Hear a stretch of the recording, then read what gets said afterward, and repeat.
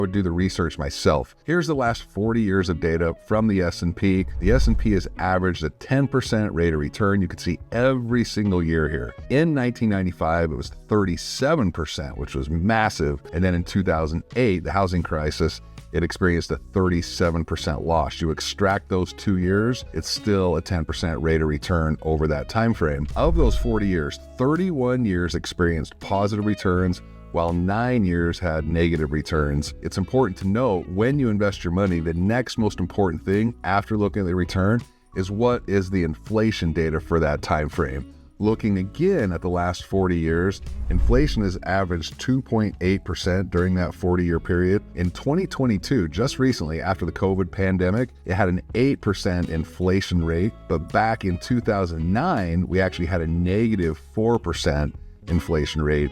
But averaging out that period, the average inflation rate is 2.8%.